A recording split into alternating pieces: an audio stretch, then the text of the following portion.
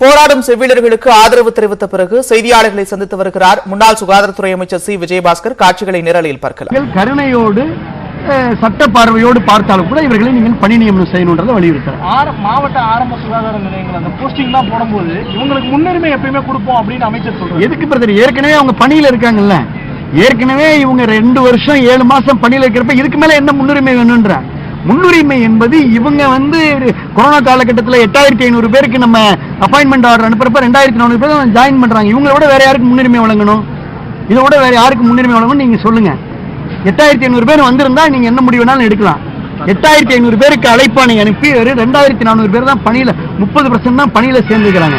பணியில சேர்ந்து இரவு பகல் பார்க்காம குழந்தைகளை வச்சுக்கிட்டு கர்ப்பிணி பெண்களா இருந்து வெளி மாவட்டத்தில் தங்கி கிடைத்த இடத்துல தங்கி உணவை சாப்பிட்டு பணிபுரிந்தவர்கள் இவர்களுக்கு பணி நியமனம் பண்ணுவதில் இவ்வளவு அரசு யோசிக்க வேண்டிய நிலை என்ன? இவ்வளவு கஷ்டம் என்ன? ஏற்கனவே இதுக்கு ஏற்கனவே 2 பிரசிடென்ட் இருந்தாங்க. ஏற்கனவே சொன்ன நிக்கு ஸ்டாஃப்க்கு 500 பேருக்கு தனியா நாங்க அப்சர்வ் பண்ணி நாங்க பணி நியமனம் பண்ணோம். 2015 எக்ஸாம் சர்டிபிகேட் வெரிஃபை பண்ண ஒரு 950 பேருக்கு பணி நியமனம் செஞ்சிருக்கிறோம்.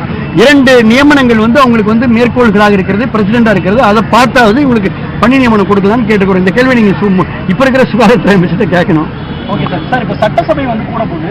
அதிமுக இந்த பிரச்சனையை எழுப்புறீங்க. 100% அனைத்து இந்திய அண்ணா திராவிட முன்னேற்ற கழகத்துடைய இடைக்கால பொதுச் செயலாளர் எதிர்க்கட்சி தலைவர் மரியாதைக்குரிய எடப்பாடி அவர்கள் இது குறித்து சிறப்பு கவன ஈர்ப்பு தீர்மானம், அந்த ப்ரொவிஷன் இருக்கிறப்ப சிறப்பு கவன ஈர்ப்பு தீர்மானம் கொண்டு வருவேன் என்று காலையில எங்க இடத்துல அவர் சொல்லியிருக்கிறார். மிகுந்த அவர் ஒரு கனிவாக பரிவாக அவர்கள் மிகவும் ஆதங்கப்படுகிறார்கள். இது மாதிரி நம்ம அரசால் நியமிக்கப்பட்ட இந்த செவிலியர்கள் என்ற அந்த காரணத்தினால இவர்களை ஏன் இந்த அரசு பழி வாங்குகிறது என்று அவர் மிகுந்த வருத்தத்தோடு இருக்கிறார்.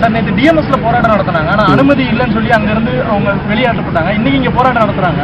தொடர்ச்சியா அவங்க போராட்டம் நடத்துறதுக்கு அனுமதி மறுக்கப்படுதுன்னு சொல்ல இன்றைக்கு காவல்துறை அனுமதி அளித்திருக்கிறது என்று இடத்துல தகவல் சொன்னாங்க. இது பொதுவாக இது மாதிரியான அதாவது இவங்களை போராட விட வேண்டிய அவசியமே எழாது. மனசு இருந்துச்சுன்னா இப்பவே உடனே சுகாதாரத்துறை அமைச்சரோ அல்லது செயலாளரோ உடனே அவங்களை ஒரு 5 பேர் அழைச்சு நாங்களாம் எத்தனையோ போராட்டங்களை சந்திச்சிருக்கிறோம். ஒரு போராட்டத்தை சந்திக்கிறது பெரிய விஷயம் கிடையாது. ஆனால் அதை எப்படி அணுக வேண்டும் என்பதுதான் ரொம்ப முக்கியம்.